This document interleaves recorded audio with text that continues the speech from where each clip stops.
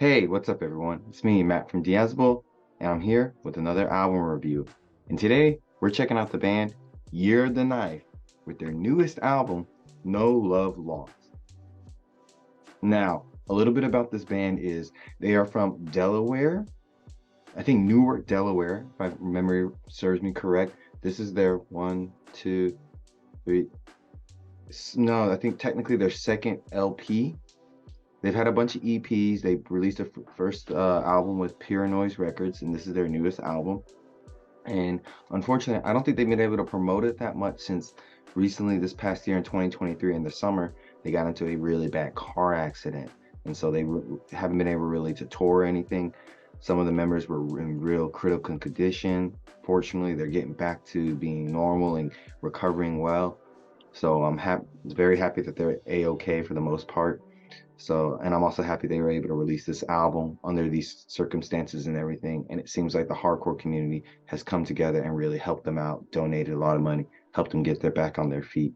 So I was really happy to check this album out and hear my thoughts on this new album from Year of the Knife. The first song we have here is Sometimes. It starts off really slow with some crunchy guitars that really build up into like a heavy, like slow, chuggy of a song. Then there's some fast, intense drumming, and the strumming and the drumming goes really well together on this track. And then there's a nice transition into a clean two-step. Then I noticed Maddie's vocals, surprisingly, are pretty good compared to the last vocalist. Like, there's a good transition. Nothing is lost too much, I think. She holds it down pretty well. The guitars still really feel like Year of the Knife. They still have that Year of the Knife bite to them.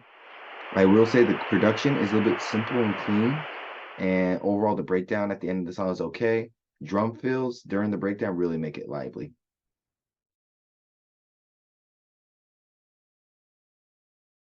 Even when you're gone, I'll tell them my religion's you. When punctures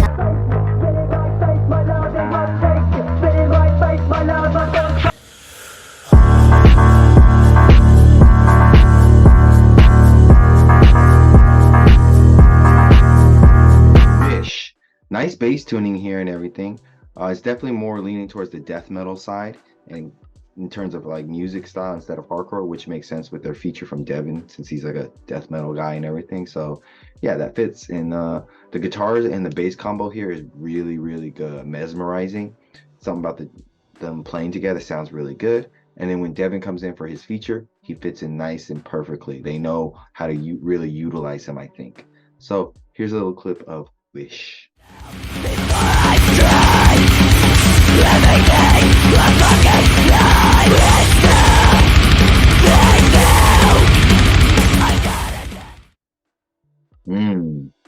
Mourning the Living, slower and a bit more metallic with this song, especially with the guitars. The drums are really solid and pack a nice punch overall. As I was listening to the song, I feel like it's a good song, but it does feel a bit flat, even during the breakdown. I think it has to do something with the production because the production on this album sounds a bit weird because it feels kind of hollow and empty. But as I'm listening to this at this point, I still can't figure out what it is. Something's just off to me. Alice. The song starts off in kind of like a mid-tempo style, but then really speeds things up in the middle of the song. The guitars have a really full sound to them and everything. Drum and bass are kind of all right, given the style of this song. The ending breakdown is heavy and slow, but not really impressive, I think. So here's a little clip of Alice.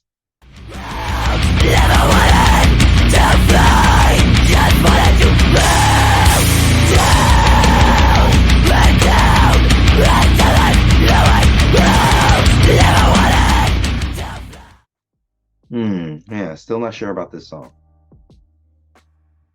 Last Laugh. Maddie sounds fucking amazing. They really know how to use their guest vocalist. It's a disgustingly great song. 2 thumbs up. Your Control. Interesting intro starts this song off with the heavy and slow and Your Control. Your Control. Interesting intro with this song, especially when it leads into the heavy and low chuggy guitars and whatnot. Kind of a slow and sludgy two-step in here that's pretty sick and everything.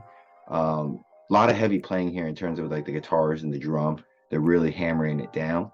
Maddie is consistently good with her vocals up from the start of the album till now. So very impressive on that part. The drumming at the end of the song is good, and the lyrics are pretty good for the most part. Heaven Denied. This is one of my favorite tracks on this album because it's very bouncy and it has some like deep sounding drum fills here. It's sonically a very pleasing song. And then you get some really sick riffs around like riffs and drumming around like the 40-second mark. And I would say by now the production here, it has more of a bite to it. There's more oomphness to it. There's just so much more rawness. There's something about it that seems not as clean or empty. Overall, very diverse song in terms of playing. Large breakdown at the end with some nice dirty bass in the middle of it. Very nice. So here's a clip of Heaven Denied.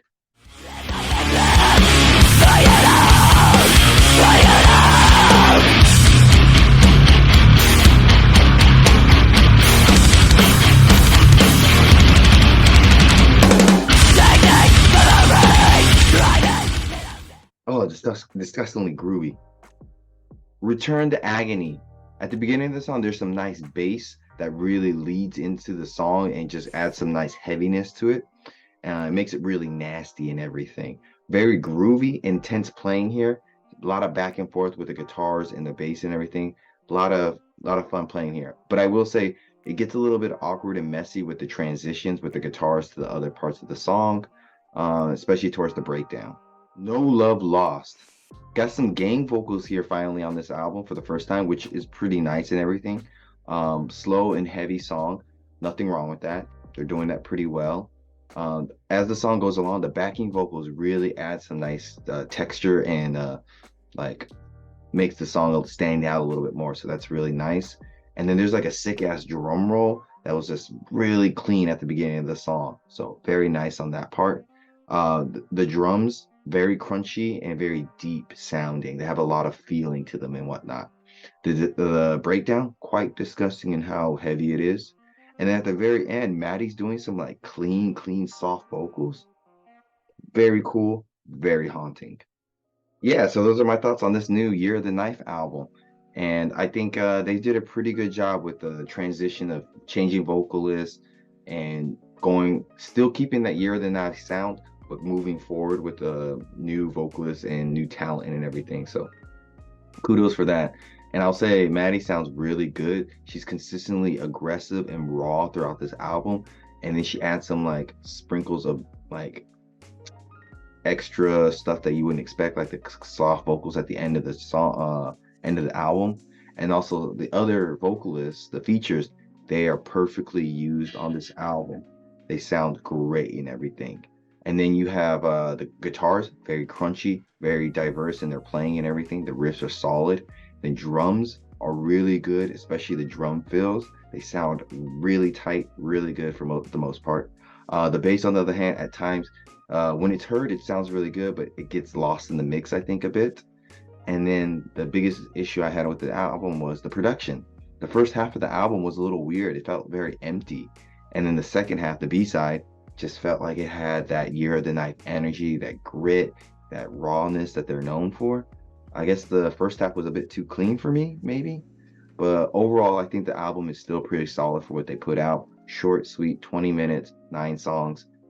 Nothing's really too like overstays its welcome. It's done pretty well. So I think this album from Year of the Knife is a good, solid 8 out of 10. Now, go listen to Year of the Knife, buy some merch from them, help them get back on their feet.